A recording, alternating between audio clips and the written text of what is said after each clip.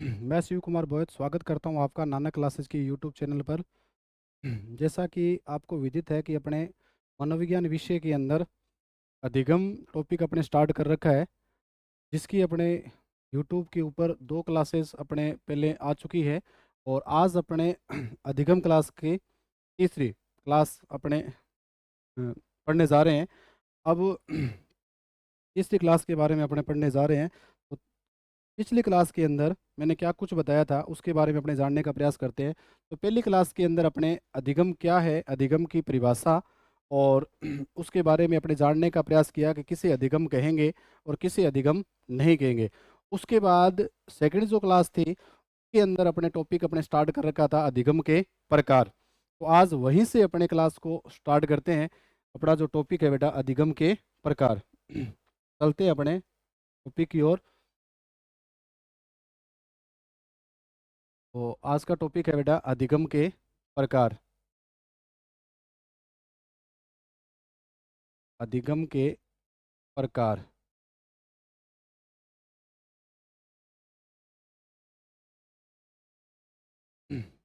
अधिगम के प्रकार। तो अधिगम के जो प्रकार जो है टाइप ऑफ लर्निंग, अपने 3 प्रकार से अधिगम के प्रकार को पढ़ेंगे। कौन कौन से प्रकार पढ़ेंगे तो सबसे पहले जानने का प्रयास करते हैं।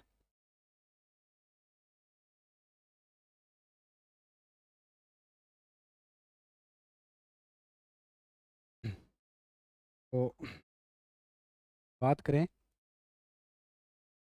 अधिगम के जो प्रकार है बेटा वो कितने प्रकार से अपने पढ़ेंगे, 3 प्रकार से। तो नंबर 1 जो अधिगम के प्रकार के अंदर पढ़ेंगे अपने डेविड आशुबेल के अनुसार।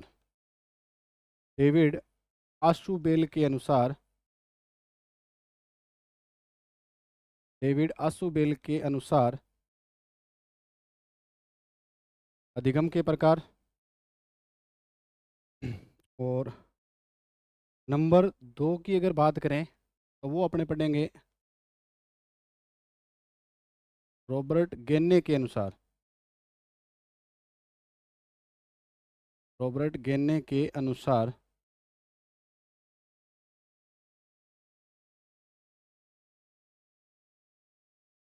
नंबर 3 की बात करें तो अपने पढ़ेंगे बेटा सामान्य प्रकार अपने पढ़ेंगे।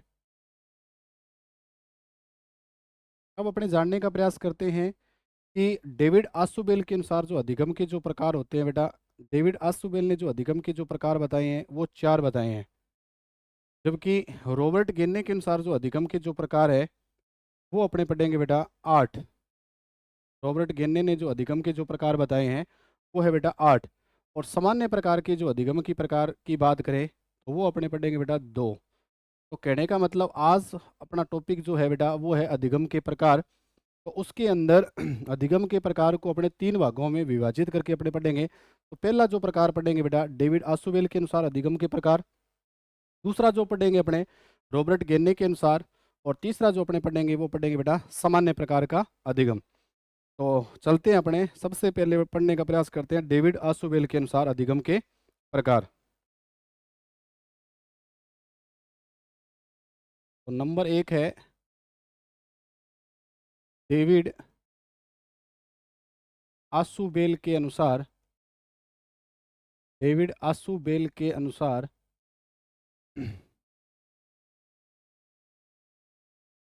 अधिगम के प्रकार। तो डेविड आशुबेल ने जो अधिगम के जो प्रकार बताए हैं वो बताए हैं 4 प्रकार के। वो बताए हैं 4 प्रकार के। अब अपने जानते हैं कि 4 प्रकार के अधिगम के प्रकार कौन कौन से हैं।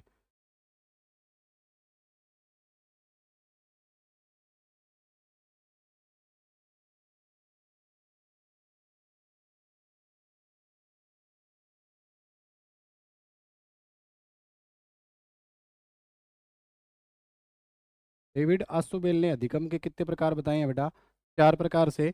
जिसके अंदर पहला है रटकर सीखना, जिसको इंग्लिश में कहते हैं रोट लर्निंग। और दूसरा होता है बेटा अर्थपूर्ण सीखना, को बोलते हैं अपने मीनिंगफुल लर्निंग। और तीसरा होता है अभिग्रहण। तीसरा जो प्रकार है वो है अभिग्रहण सीखना, जिसका मतलब होता है रिसेप्शन लर्निंग। और चौथा है बेटा अन्वेषण सीखना, अन्वेषण या खोजपूर्ण सीखना, जिसको अपने कहते हैं डिस्कवरी लर्निंग। तो अपने पहले चारों के नाम लिखने का प्रयास करेंगे कि चार प्रकार कौन कौन से हैं।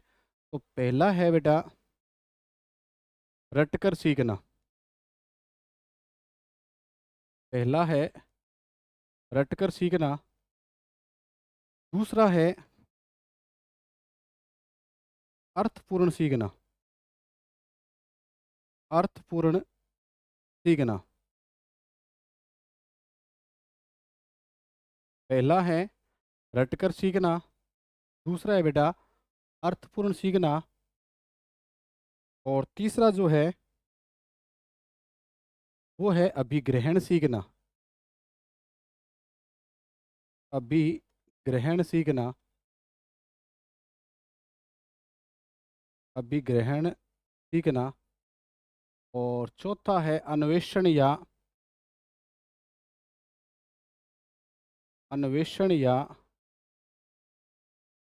खोजपूर्वक सीखना, खोजपूर्वक सीखना,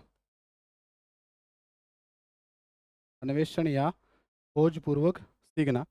अब अपने बात करते हैं कि इंग्लिश में रटकर सीखने का मतलब होता है इंग्लिश में बेटा रोट लर्निंग, रोट लर्निंग। और अर्थपूर्ण सीखने का मतलब होता है मीनिंगफुल,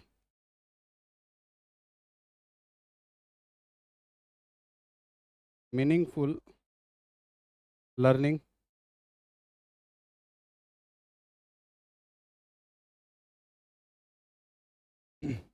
और अभिग्रहण सीखने का मतलब होता है रिसेप्शन,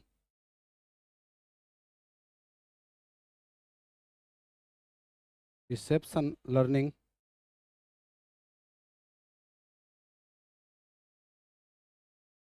और इसका मतलब होता है डिस्कवर्ड लर्निंग।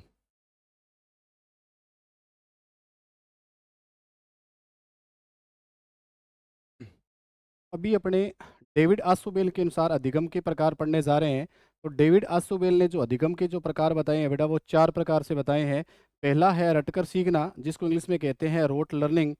और दूसरा जो प्रकार है बेटा अर्थपूर्ण सीखना, जिसको अपने कहते हैं मीनिंगफुल लर्निंग। तीसरा है बेटा अभिग्रहण सीखना, जिसको कहते हैं रिसेप्शन लर्निंग। और चौथा है अन्वेषण या खोजपूर्वक सीखना, जिसको कहते हैं डिस्कवर्ड लर्निंग।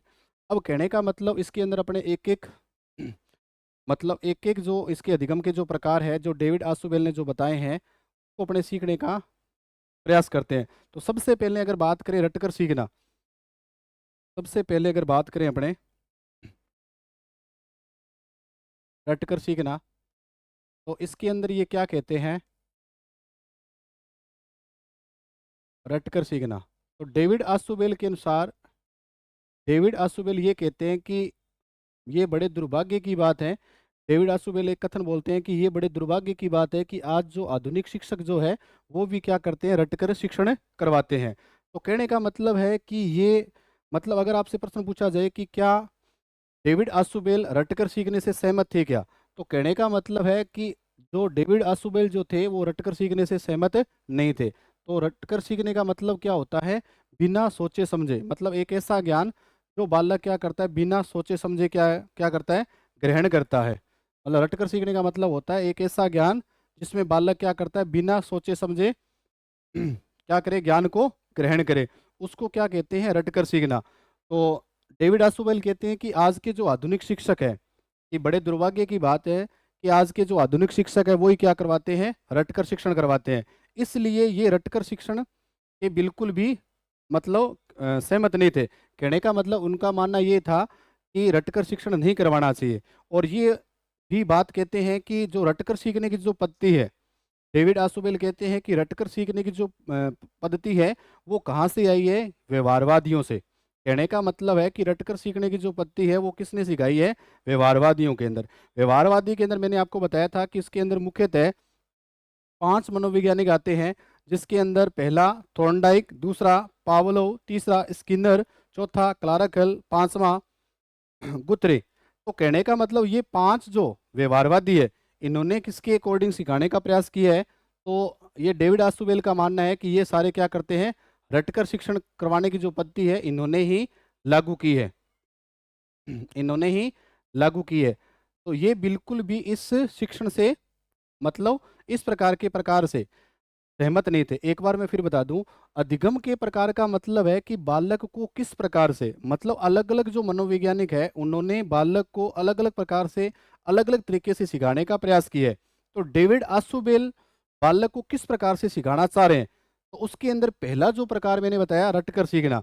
तो इन्होंने क्या कहा कि रटकर सीखने का मतलब होता है एक ऐसा ज्ञान जिसमें बालक बिना सोचे समझे ग्रहण करता है, वो होता है रटकर सीखना। और दूसरी बात इसके अंदर क्या बताई है कि उन्होंने ये व्यक्त किया है कि रटकर सीखने की जो पद्धति है वो किनकी देन है, व्यवहारवादियों की। और तीसरी बात इन्होंने कहा है कि तीसरी बात इन्होंने बहुत ही मतलब महत्वपूर्ण कही है कि बड़े दुर्भाग्य की बात है कि आज आधुनिक जो शिक्षक हैं वो ही क्या करवाते हैं, रटकर शिक्षण करवाते हैं। और रटकर सीखने की जो प्रवृत्ति है उससे ये बिल्कुल भी सहमत नहीं थे। तो अपने कुछ इसमें लिखने का प्रयास करेंगे। सबसे पहले अगर इसकी परिभाषा की बात करें,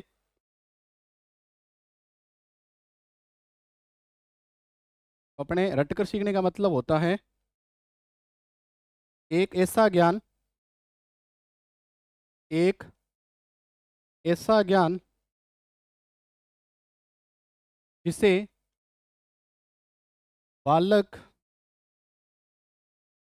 बिना सोचे समझे, बिना सोचे समझे ग्रहण करता है, बिना सोचे समझे ग्रहण करता है,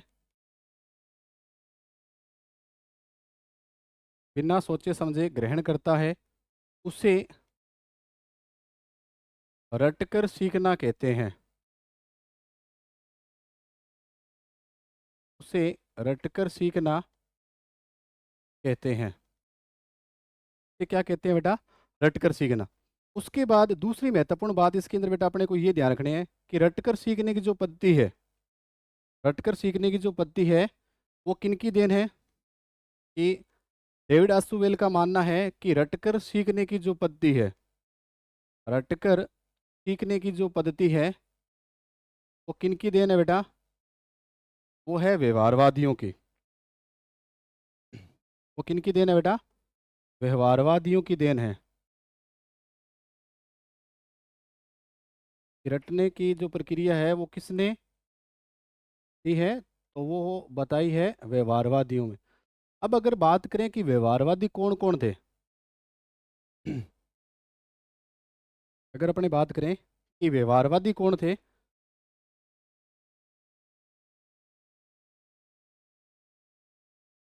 तो व्यवहारवादी के अंदर अगर बात करें मुख्यतः पांच है। इसके अंदर था, पा, टी, टे और टू। मतलब था से यहाँ क्या है बेटा, थोरनडाइक, पा से पावलोव, टी से स्किनर, कै से क्लार्क हल, टू से एडविन गुथ्री।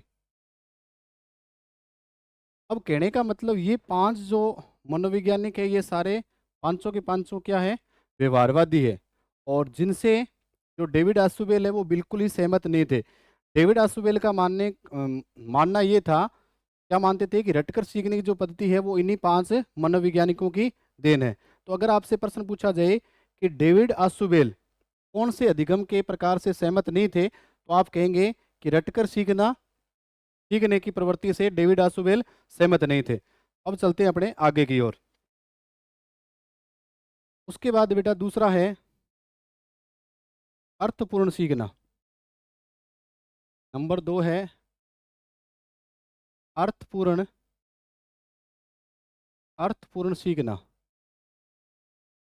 अर्थपूर्ण सीखना, या जिसको अपने कहते हैं बेटा मीनिंगफुल, को अपने कहते हैं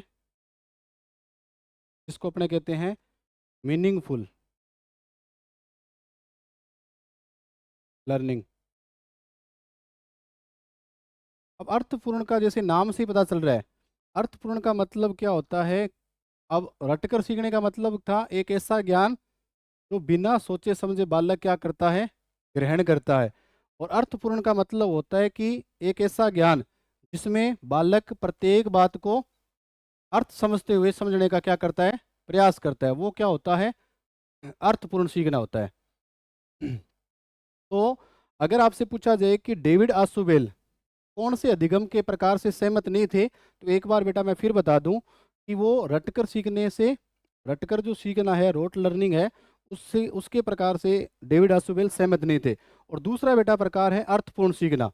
मतलब अर्थपूर्ण सीखने से, तो अर्थपूर्ण, इसने बताया कि डेविड आसुबेल का मानना है कि अर्थपूर्ण जो सीखना होता है वो अधिगम का प्रकार सबसे बेस्ट होता है। तो एक अपने नोट लगा के लिख सकते हैं कि डेविड आसुबेल डेविड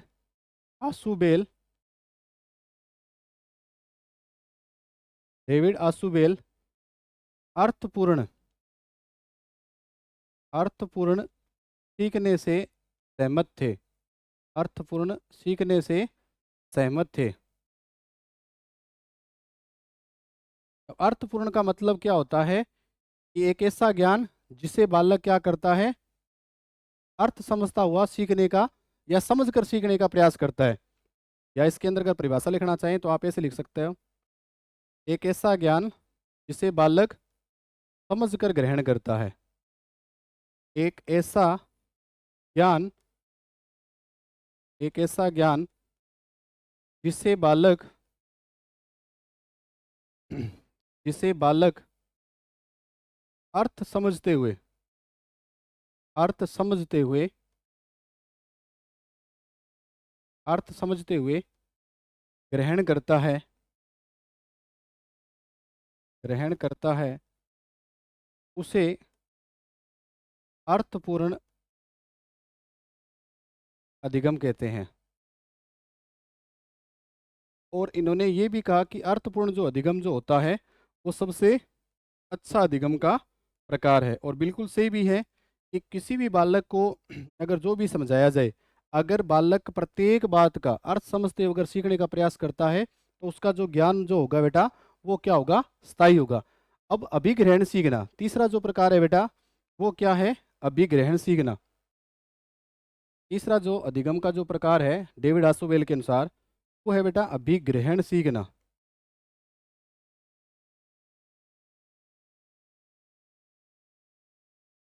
अभिग्रहण सीखना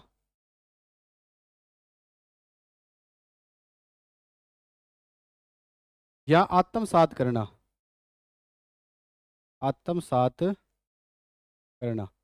अब इसका मतलब क्या है कि डेविड आसुबेल का कहने का मतलब है कि आपने जो भी विषय वस्तु को आपने पढ़ा है, अभिग्रहण सीखने का मतलब है कि आपने जो भी विषय वस्तु को पढ़ा है उसको क्या करना, धारण करना। मतलब जो भी विषय वस्तु है आपको पढ़कर उसको क्या करना, मतलब उसको समझकर क्या करना, उस बात को मतलब मन ही मन में या स्थायी स्मृति के अंदर मतलब विकसित करना। कहने का अभिग्रहण का मतलब ये होता है कि जो भी ज्ञान आपने मतलब जो भी विषय वस्तु को आपने पढ़ लिया उसको हमेशा के लिए क्या करना, स्थायी करना। या अपने क्या कहते हैं कि जो भी विषय वस्तु को पढ़ा है, कि जो भी विषय वस्तु पढ़ने के बाद अपने क्या है कि 5 या 7 मिनट, जैसे मैंने आपको बताया था स्थायी अंतर जो पढ़ने का किस प्रकार का मतलब सिस्टम होना चाहिए, उसके अंदर मैंने ये बताया कि जैसे आप लगातार 1 घंटे पढ़ रहे हो तो 1 घंटे पढ़ने के बाद आपको 5 या 7 मिनट का बीच में गैप लेना चाहिए।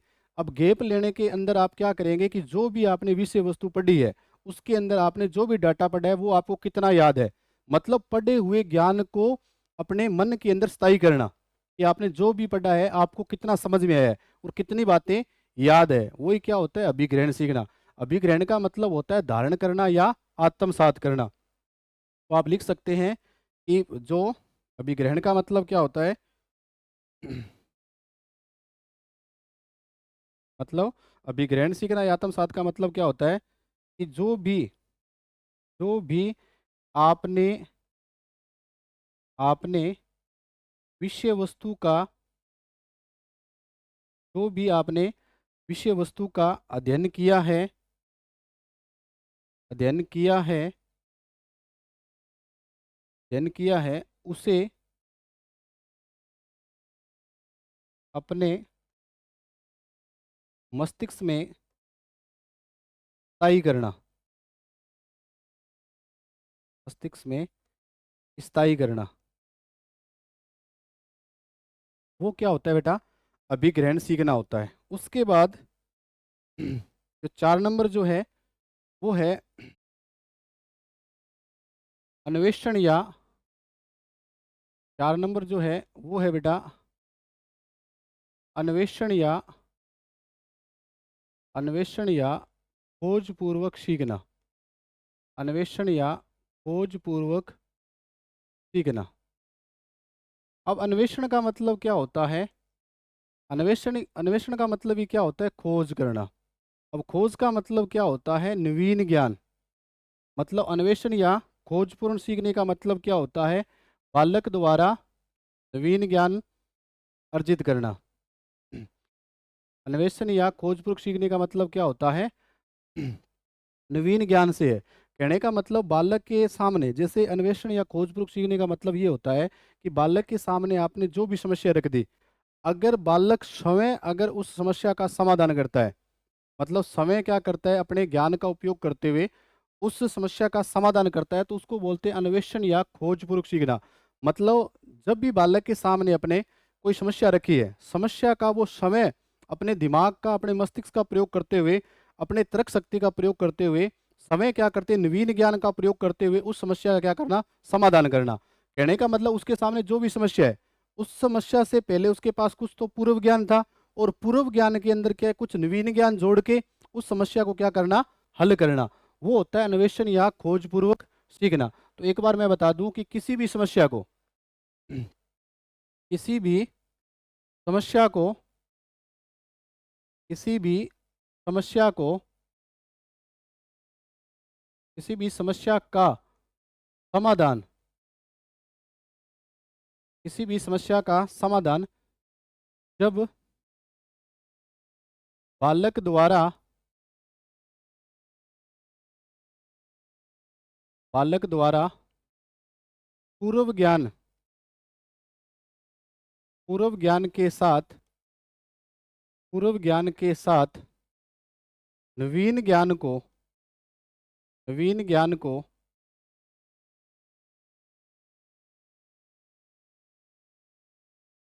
नवीन ज्ञान को शामिल कर शामिल कर हल करना शामिल कर हल करना क्या कहलाता है? अन्वेषण या अभिग्रहण सीखना। सॉरी, अन्वेषण या खोजपूर्वक सीखना। अन्वेषण या खोजपूर्वक सीखना, खोजपूर्वक सीखना कहलाता है। तो अभी अपने डेविड आसुबेल के अनुसार अधिगम के प्रकार पढ़े हैं। डेविड आसुबेल के अनुसार अधिगम के प्रकार पढ़े हैं कि डेविड आसुबेल ने अधिगम के, आज का जो टॉपिक था अपना वो क्या था? अपने पढ़ रहे थे अधिगम के प्रकार। अधिगम के प्रकार बेटा अपने 3 प्रकार से पढ़ेंगे। तो पहला प्रकार किसके अनुसार पढ़ेंगे? डेविड आसुबेल के अनुसार, जो अपने आज पढ़ा है। डेविड आसुबेल के अनुसार जो अधिगम के जो प्रकार है बेटा वो कितने हैं? 4 प्रकार है। और रॉबर्ट गेनी के अनुसार जो अधिगम के जो प्रकार है बेटा वो 8 है। और सामान्य प्रकार के अधिगम की बात करें तो वो कितने हैं बेटा? 2 है। अब अगर अपने बात करें कि नेक्स्ट अपने क्या कुछ पढ़ा, तो डेविड आसुबेल के अनुसार अधिगम के जो 4 प्रकार है वो कौन कौन से है? तो पहला इन्होंने बताया रटकर सीखना, दूसरा बताया बेटा अर्थपूर्ण सीखना, और तीसरा बताया अभिग्रहण सीखना, और चौथा बताया अन्वेषण या खोजपूर्वक सीखना। अब देखो, रटकर सीखने को इंग्लिश में क्या कहते हैं? Rote learning. और अर्थपूर्ण सीखने को कहते हैं मीनिंगफुल लर्निंग। और अभिग्रहण सीखने को कहते हैं बेटा रिसेप्शन लर्निंग। और अन्वेषण या खोजपूर्वक सीखने का मतलब होता है डिस्कवर्ड लर्निंग। अब इसके अंदर अपने रटकर सीखने का मतलब क्या होता है? एक ऐसा ज्ञान जिसे बालक बिना सोचे समझे ग्रहण करता है, वो होता है रटकर सीखना। और अगर इसमें प्रश्न पूछा जाए कि डेविड आसुबेल कौन से अधिगम के प्रकार से सहमत नहीं थे? तो वो सहमत नहीं थे रटकर सीखने से। और रटकर सीखने की जो पद्धति है वो किनकी देन है बेटा? व्यवहारवादियों की। और व्यवहारवादियों के अंदर कौन आते हैं? थॉर्नडाइक, पावलोव, स्किनर, क्लार्क और गुथ्री। उसके बाद दूसरा अपने इसके अंदर प्रकार पढ़ा था, वो पढ़ा था अर्थपूर्ण सीखना यानी मीनिंगफुल लर्निंग।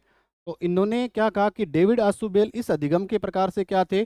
सहमत थे। किससे सहमत नहीं थे? रटकर सीखने से। मतलब एक ऐसा ज्ञान जिसे बालक अर्थ समझते हुए ग्रहण करता है, वो क्या होता है? अर्थपूर्ण अधिगम कहलाता है। उसके बाद तीसरा प्रकार अपने पढ़ा अभिग्रहण सीखना या आत्मसात करना, कि जो भी आपने विषय वस्तु का अध्ययन किया है उसको अपने मन मस्तिष्क में क्या करना बेटा? स्थायी करना। वही क्या होता है बेटा? अभिग्रहण सीखना।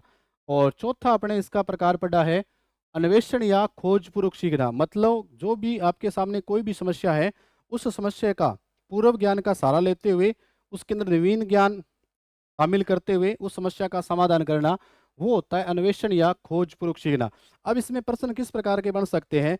तो एक तो प्रश्न इसके अंदर ये बनता है कि निम्न में से आपसे प्रश्न ऐसे प्रश्न पूछा जाता है कि डेविड आशुबेल के अनुसार अधिगम के प्रकार है। तो अगर वहाँ ऐसे दे दे रटकर सीखना, अर्थपूर्ण सीखना, अन्वेषण सीखना, उपरोक्त सभी, तो आपका उत्तर क्या रहेगा बेटा? उपरोक्त सभी।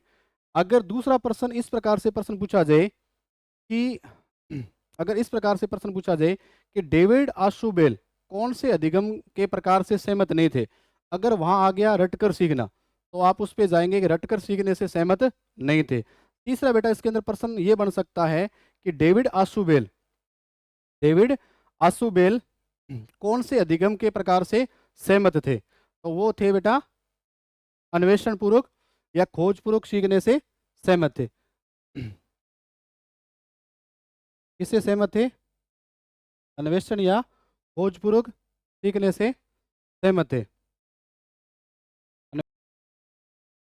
अभी अपने अधिगम के प्रकार टॉपिक पढ़ रहे थे, जिसके अंदर मैंने आपको अधिगम के प्रकार के अंदर डेविड आशुबेल के अनुसार अधिगम के प्रकार को समझाने का प्रयास किया। आशा करता हूं कि आपको ये टॉपिक जो है डेविड आशुबेल के अनुसार अधिगम के प्रकार समझ में आया होगा। और बाकी का जो विवरण है वो अपने नेक्स्ट क्लास के अंदर, इसके अंदर अपने रॉबर्ट गेने के अनुसार अधिगम के प्रकार को पढ़ेंगे। उससे पहले अपने कोई आवश्यक सूचना जिसके बारे में जो बहुत ही महत्वपूर्ण है, तो सबसे पहले कि हमारी क्लास के लिए आप जुड़ने के लिए सबसे पहले आप नानक क्लासेस ऐप को क्या करें? डाउनलोड करें। अब नानक क्लासेस जो ऐप है उसके अंदर सेकंड ग्रेड शिक्षक या वरिष्ठ अध्यापक की क्या है? प्रथम प्रश्न पत्र की टेस्ट सीरीज उपलब्ध है। इसके लिए आप क्या करें? इनके नानक क्लासेस जो ऐप है उसको आप क्या करें बेटा? डाउनलोड करें। और दूसरी बात सबसे महत्वपूर्ण, सेकंड ग्रेड का पूरा कोर्स लॉन्च कर रखा है, जिसके अंदर पूरी जानकारी के लिए आपके पास ये नंबर है, इस पे आप संपर्क कर सकते हो और आप अपनी तैयारी को बेहतर बना सकते हो। आज के लिए बस इतना ही। जय हिंद, जय भारत।